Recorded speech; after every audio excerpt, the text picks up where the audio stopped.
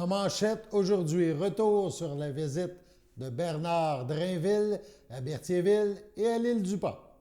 Bonjour à tous et bienvenue à votre bulletin d'information diffusé sur les ondes de CTRB, votre télévision locale et régionale, en ce 24 février 2026. Alain Ballumeur, au pupitre. Hier soir avait lieu dans la région une dernière activité citoyenne dans le cadre de cette tournée de Bernard Drainville dans le comté de Berthier. Il a dressé un bilan de sa journée lorsque nous l'avons rencontré à l'île du Pas. On l'écoute. Suite à une journée bien occupée, Bernard Drainville a fait une rencontre citoyenne à l'île du Pas, donc son village natal, dans le but de présenter ses propositions à plusieurs électeurs potentiels pour la course à la chefferie de la CAQ. Bernard s'est promené dans le coin, il est allé visiter Coraltex, il est allé visiter la Henri-Richard, il est venu aussi dans nos studios faire des entrevues. Il a pu présenter son programme, ses idées à divers citoyens. Nous l'avons rencontré et il nous a parlé du bilan de sa journée. Écoutons ce qu'il avait à dire. C'est quoi le bilan de ta journée? Qu'est-ce que tu retiens de plus de ta visite du comté? Honnêtement, ça s'est bien passé. Les gens, ils sont réceptifs quand tu leur expliques. Quand je leur explique pourquoi je veux devenir le chef, puis éventuellement le premier ministre, qu'est-ce que j'essaie d'accomplir, c'est quoi les idées, les valeurs que je défends. En tout cas, je te le dis, Daniel, il y a beaucoup de personnes que j'ai croisées qui m'ont dit « On va prendre notre carte, je vais prendre ma carte ». Il y en a qui l'ont prise pendant la visite de l'usine. Là. Ah oui. Hein, Béatrice? Il y en a qui ont signé le papier, puis ils ont payé les 15$, puis tu sais. Puis à soir, honnêtement, c'était très émouvant pour moi d'être de retour. Tu as visité, entre autres, la Richard, tu as visité Coraltex. Comment tu as trouvé la force économique ici dans Berthier? Comment tu as trouvé ça? Ce que je trouve rassurant, c'est qu'il y a encore un tissu industriel, il y a encore une industrie manufacturière. Puis, tu sais, moi, j'ai grandi avec la Great Lakes, j'ai grandi avec la Melchers. C'est sûr que c'était des grandes entreprises qui comptaient beaucoup, beaucoup d'employés. Alors, il y a eu des fermetures chez nous, comme il y en a eu ailleurs, mais c'est très rassurant. Tu sais, la Richard, c'est une entreprise qui date des années 1800. Tu sais, ça a commencé à la fin du siècle dernier. C'est l'informatique, hein? Tu parlais tout à l'heure de l'intelligence artificielle, de la robotisation, c'est impressionnant. Absolument, absolument. Exactement, il y a de l'automatisation, il y a de la robotisation, et chez Coraltex, et chez Richard. Puis, les travailleurs... Ils sont ingénieux en plus de ça. C'est intéressant, comme chez Richard, ils ont inventé une machine, littéralement. Puis ils essayent de rapatrier de la production qui est fabriquée ailleurs. Ils essayent de l'amener à Berthier. Puis Coraltex, c'est quand même très intéressant, parce que tu te dis, il y a du travail qui se fait encore au niveau du tissu chez nous, de l'industrie textile. Alors ça aussi, c'est... Puis l'autre chose aussi, il y a beaucoup de travailleurs temporaires, beaucoup de travailleurs étrangers temporaires. Puis tu n'as pas visité Olimel en plus, je t'annonçais. Avec Olimel, c'est quelque chose. Ben oui. Puis ça fait longtemps, Olimel. Oui. Ça fait des années qu'il y a des travailleurs immigrants chez... Ben oui. Fait que, moi, je sors de ma journée quand même regaillardi. Je trouve qu'il y a beaucoup de positifs. Ça a été une très belle journée. Puis ce que j'aime, c'est que les gens, je vais le dire comme ça, je ne veux pas avoir l'air de me péter les bretelles, mais je pense qu'ils aiment l'idée qu'un gars de la place se présente. Je vais le dire comme ça, Daniel. Tu comprends? Ils aiment l'idée qu'un gars de la place. Puis il y en a, je pense, qui vont prendre leur carte. En fait, il y en a qui ont pris leur carte aujourd'hui parce que, justement, je suis un gars de la place.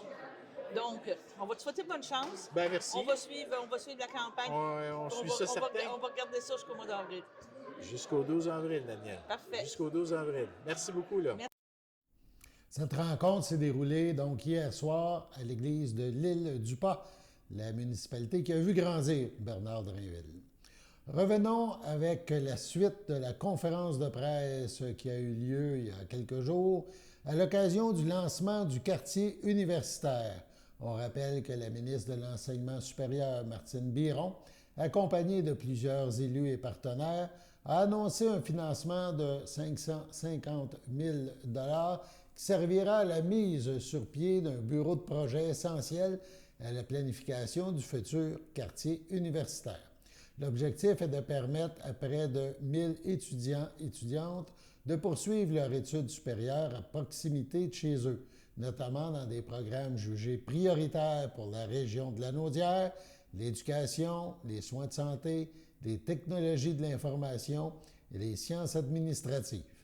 L'ouverture de ce quartier universitaire est prévue au printemps 2030, marquant une étape majeure dans l'expansion de l'offre universitaire dans la Naudière. CTRB vous présente l'allocution de Christian Blanchette, recteur de l'Université du Québec à Trois-Rivières, qui a pris la parole à cette occasion.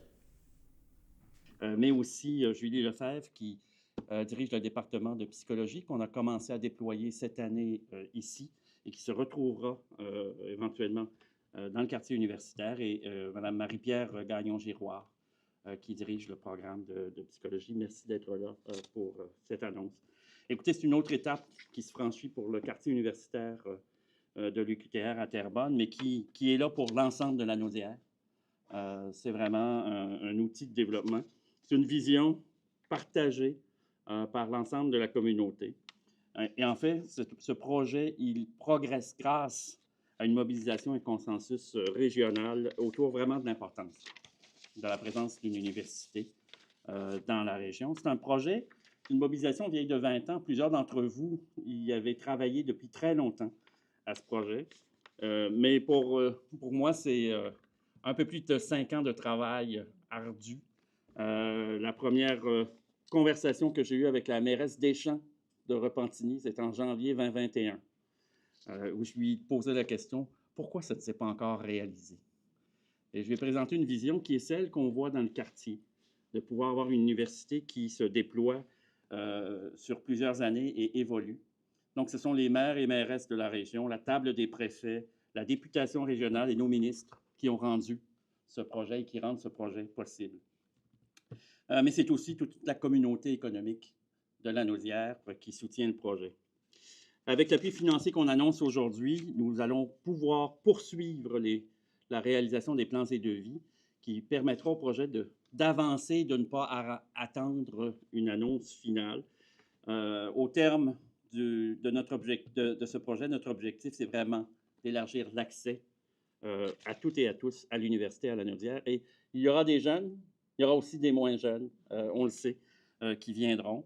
C'est en fait de se donner les moyens d'augmenter l'offre de programmes dans la Naudière, mais aussi de relever le taux de diplomation, comme on l'a mentionné.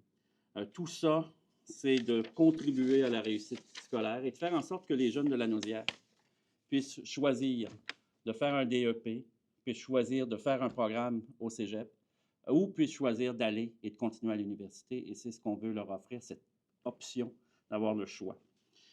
Le quartier universitaire, il sera situé dans le secteur Lachenay, à côté de notre école primaire, notre école universitaire, l'école des pionniers, avec laquelle nous travaillons depuis 12 ans.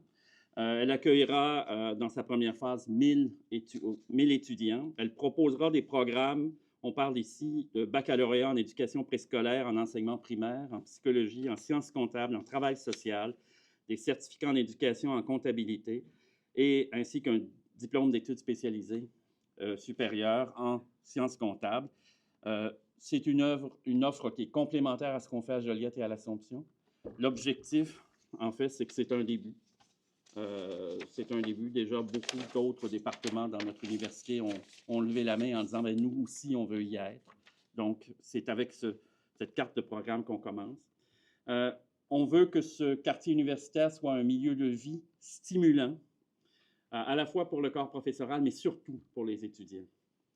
On souhaite qu'il soit accessible à l'ensemble de la population de la Naudière, mais aussi qu'il devienne un lieu de rassemblement de la population de Terrebonne, en partageant avec la Ville certaines infrastructures, dont la bibliothèque. Donc, je tiens à remercier le gouvernement du Québec, Madame la ministre Biron. Ce soutien financier de 3,5 millions, il permettra vraiment d'accélérer le travail. Je vous en remercie. Je remercie aussi Madame la ministre Derry. On a travaillé pendant au moins 3 ans et demi, vous avez été au portfolio, à faire avancer ce dossier-là. Et vous y avez cru dès le début. Nous vous remercions de l'avoir fait parce que je pense qu'on est là à cause du travail que vous avez fait. Il y a 3 ans, la ville de Terrebonne répondait à un appel d'intérêt que justement le maire de Mascouche, Guillaume Tremblay, avait lancé à titre de président du CRUL. Je l'en remercie à chaque fois que je le vois. L'appel d'intérêt, 5 projets soumis par des villes et des MRC. Elles ont été évaluées par une firme indépendante et c'est la ville de Terrebonne qui avait le mieux compris l'esprit de ce qu'on voulait créer et ce qu'on devait créer pour la Naudière. Mathieu, merci beaucoup d'avoir eu cette vision-là et de l'avoir proposée. Donc, merci d'être ici pour donner vie à ce quartier universitaire. Le rôle de la ville de Terrebonne est essentiel. On a parlé qu'elle a sécurisé le terrain pour le campus. C'est extrêmement important parce que c'est un enjeu toujours où le mettre. Ce campus, ce quartier universitaire, il sera localisé pour la Naudière dans un endroit stratégique. Quartier universitaire, c'est toute une communauté qui l'appuie. C'est aussi toute une série de partenaires. C'est la fondation de l'UQTR qui est ici et qui œuvre tous ensemble à réaliser le projet. Donc, merci à vous tous. Grâce à vous, l'UQTR, on l'espère, pourra ouvrir dès l'automne 2030 pour des centaines d'étudiants de la Naudière, un nouveau quartier universitaire. Mais entre-temps, on a une étape à passer. On fait les plans et devis. Merci beaucoup. Sur ce, allons à la pause.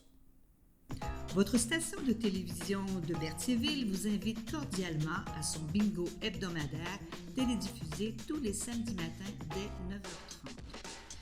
Depuis longtemps, les fans de CTRB se divisent le joyeux montant de 600 $ chaque semaine à cette joute de bingo.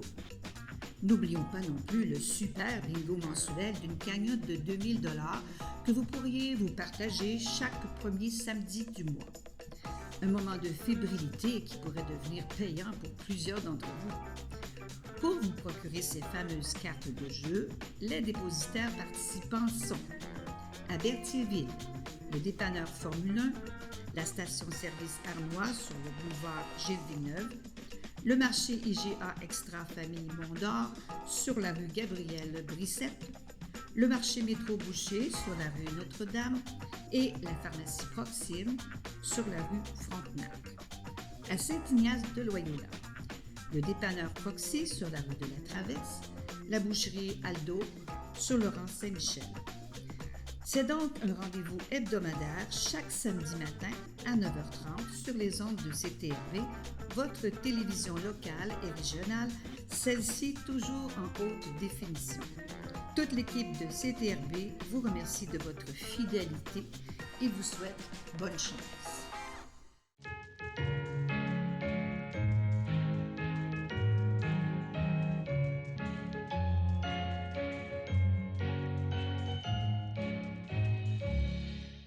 En ce 24 février, les anniversaires à souligner, la FADOC de l'île du Pas désire souhaiter bonne fête à Louise Courchaine et à Jacques Boucher. C'est votre anniversaire aujourd'hui, en ce 24 février. Eh bien, toute l'équipe de CTRB se joint à moi et vous souhaite bonne fête. La municipalité de Sainte-Geneviève de Berthier vient de nous informer que la municipalité voisine, Sainte-Élisabeth, procédera à des travaux sectoriels de détection des fuites sur le réseau d'aqueduc. Ceux-ci sont prévus, donc ces tests, mercredi 25 février, à partir de 22h en soirée jusqu'à 5h le lendemain matin. En cas de neige, les travaux seront reportés au lendemain. Il y aura interruption de l'alimentation en eau et des variations de pression. Un avis d'ébullition est en vigueur dans certains secteurs de la municipalité jusqu'à nouvel ordre et la municipalité recommande de faire bouillir l'eau 1 minute avant de la consommer. Les secteurs touchés sont du 1256 au 1365 rang Rivière-Bayonne-Nord, du 941 au 1313 rang Rivière-Bayonne-Sud et les résidences sur le chemin Robillard sont aussi touchées. Donc, on en prend bonne note. C'est en présence de la comédienne Mireille Métellus que Ciné Blabla, 24 février, présentera le dernier repas avec Mireille Métellus, Gilbert Lomar, Marie-Évelyne Lessard, Fabrice Ivanoff, sénateur Reynolds, se meurt d'un cancer de l'estomac. Son rendez-vous manqué avec la mort le rattrape, puisque la faim qu'on lui avait infligée à la prison de Fort-Dimanche ravive en lui de sombres souvenirs. Il utilise le prétexte des derniers repas qu'il est encore capable de manger pour les partager avec sa fille Vanessa, qu'il n'a pas vue depuis près de 20 ans. Pour le ciné Blabla, les billets sont en vente à la porte seulement, c'est à Saint-Félix de Valois, donc c'est en vente en argent comptant. Donc, on vous invite à participer à cette activité. On a un extrait du film.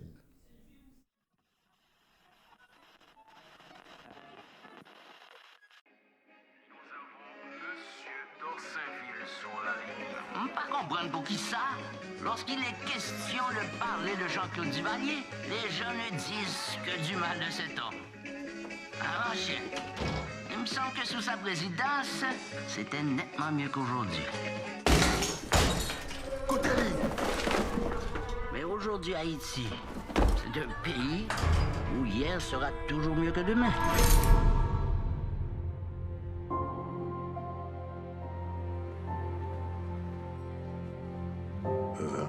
C'est moi. Il n'y aura pas de prompt rétablissement. Cancer de l'estomac. Je vais mourir. La prochaine fois, tu m'amèneras du griot. Cuisiner pour quelqu'un, c'est un geste d'amour. À Fort Dimanche, c'était toujours tu m'as émoulé. C'est la seule nourriture qu'on mangeait. Ça, c'est ma Bible. Il y a tous les évangiles dedans. L'évangile du riz John, l'évangile du lambi et bien sûr l'évangile du griot. Maintenant, je veux que tu me racontes la suite. La mort, elle viendra nous chercher. Moi, ma prison, c'est toutes les fois où tu m'as obligé à aller chercher ta ceinture dans le garde-robe pour me frapper avec. Ma sœur s'est éreintée pour lui. Maintenant, c'est toi qui t'éreintes au fourneau pour lui? Ça te regarde pas. Tout ce qui se mijote dans ma cuisine me regarde.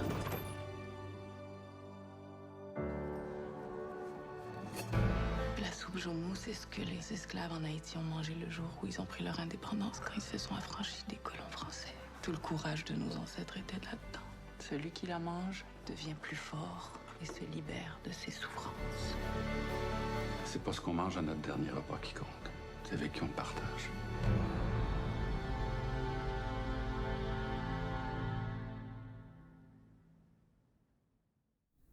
Le dernier repas, 25 février, 19h15, au Crapaud, 4680 rue principale, à Saint-Félix-de-Valois. Le Jardin Moore, c'est à Mascouche, lance un appel de dossier pour la 10e édition de Sculpture au Jardin, qui se tiendra du 24 juin au 27 septembre 2026. Pour souligner un double anniversaire, celui de l'événement et de la réouverture touristique du jardin, les artistes sont invités à créer autour du thème « Passage vivant ». L'exposition propose une rencontre sensible entre la sculpture contemporaine et la nature, en explorant la mémoire, les cycles du vivant et les liens entre les êtres, le temps et la matière. 14 sculpteurs seront sélectionnés par un jury professionnel et devront présenter au moins 2 œuvres conçues pour l'extérieur. La date limite pour soumettre un dossier complet est fixée au 22 mars 2026. Les artistes intéressés peuvent obtenir tous les détails en écrivant à sculpture au pluriel au jardin, donc sculpture au jardin en commercial gmail.com. Donc, on vous invite, si vous êtes des artistes, à soumettre votre projet au Jardin Moore. Sur ce, on passe à la pause.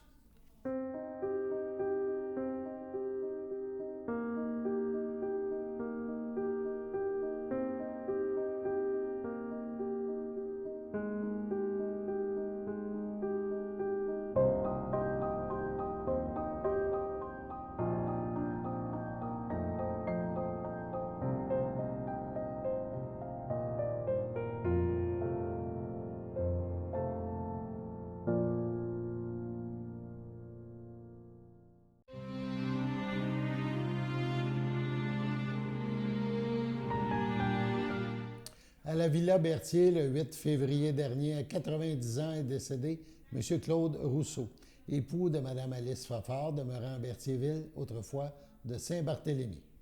Il laisse dans le deuil sa sœur, ses beaux-frères et belles-sœurs. Laurence Rousseau, Gaston Bellé, feu Olaüs Fafard, Yvette Lefebvre, Simone Fafard, feu Fernand Bonnet, Suzanne Fafard, feu Aimé Robillard, Nicole Fafard, René Vincent, Jean-Guy Frappier, feu Gisèle Fafard, ainsi que plusieurs neveux, nièces, autres parents et amis. La famille vous accueillera vendredi 27 février de 19 à 21 h et samedi 28 février dès 11 h au complexe funéraire F. Thériault, 741 rue Notre-Dame à Berthierville. Suivra les funérailles en l'église de Saint-Cuthbert le même jour à 14 h. M. Rousseau sera inhumé au cimetière de Saint-Barthélemy le même jour. À son domicile, le 9 février dernier, à 51 ans, est décédé M. Sylvain d'Estrempe, fils de Mme Gisèle Dénommé et de feu Rosaire d'Estrempe, demeurant à Saint-Cuthbert. Il laisse dans le deuil, outre sa mère, sa sœur, son beau-frère, Nancy d'Estrempe, Yannick Fréchette, son neveu Rémy Fréchette, ainsi que ses oncles, tantes, cousins, cousines, autres parents et plusieurs amis. La famille vous accueillera dimanche 1er mars dès 11 h au complexe funéraire Thériault, rue Notre-Dame, à Berthierville. Suivra une liturgie à la chapelle du complexe à 14 h. Au CHDL de Saint-Charles-Borromée, le 15 février, à 82 ans, est décédée Mme Gaétane Latour, épouse de feu Gérard Moreau, demeurant à Saint-Ignace de Loyola.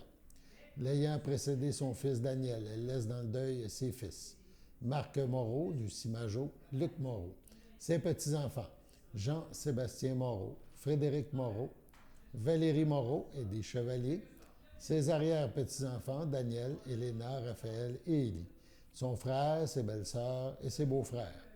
Gilles Latour, feu Rolande Fafard, feu Raymond Latour, Thérèse Blais, Michel Moreau, feu Huguette Moreau, Jacques Laforêt, Pierrette Laforêt, feu Gilles Moreau, feu Nicole Moreau, feu André Champagne, ainsi que plusieurs neveux, nièces, autres parents et amis. La famille vous accueillera samedi 7 mars dès midi au complexe funéraire F. Thériault, 741 Notre-Dame à Berthierville. Suivra une liturgie à la chapelle du complexe à 14 h 30. Mme Gaétane Latour sera inhumée au cimetière de Saint-Ignace de Loyola à une date ultérieure. Au CHDL de Lanaudière, le 17 février dernier, à 80 ans, est décédée Mme Mireille Goulet, épouse de feu Yvon Mondoux, demeurant à Berthierville. Elle laisse dans le deuil sa fille Nancy Mondoux, Serge Franqueur, sa petite-fille Anaïs Dupuis, Tommy Girard, ses sœurs, son frère, ses beaux-frères et belles-sœurs. Lisette Goulet, André Laporte, Odette Goulet, Michel Champagne, André Goulet, Linda Benoît, Muriel Mondoux, Lise Mondoux, feu Marcel Lapolice, Jean-Guy Joyal, plusieurs neveux, nièces, autres parents et amis. La famille vous accueillera dimanche 8 mars dès 13 h 30 au complexe funéraire F. Thériault, 741 Notre-Dame à Berthierville. Suivra une liturgie à la chapelle du complexe à 15 h 30. Madame Goulet sera inhumée au cimetière de Berthierville à une date ultérieure. Au CHDL de Saint-Charles-Borromée, le 13 février, à 83 ans, est décédée Mme Lucille Coulombe, fille de feu René Coulombe et de feu Rose Alma Boisjoli, demeurant à Berthierville. L'ayant précédé son frère Roland, elle laisse dans le deuil ses cousins et cousines, Yvette Pagé, Mario Léveillé, feu Jeannette Pagé, feu André Sylvestre, feu Juliette Pagé, Jean-Marc Bonnet, Denise Boisjoli, Fernand Rochelot, son ami et proche aidante Maude Malouin, ainsi que plusieurs autres parents et amis. La famille vous accueillera dimanche 15 mars, 13 h, au complexe funéraire F. Thériault, 741 rue Notre-Dame à Berthierville. Suivra à la chapelle du complexe une liturgie à 14 h 30. Sur ce, passons à la météo.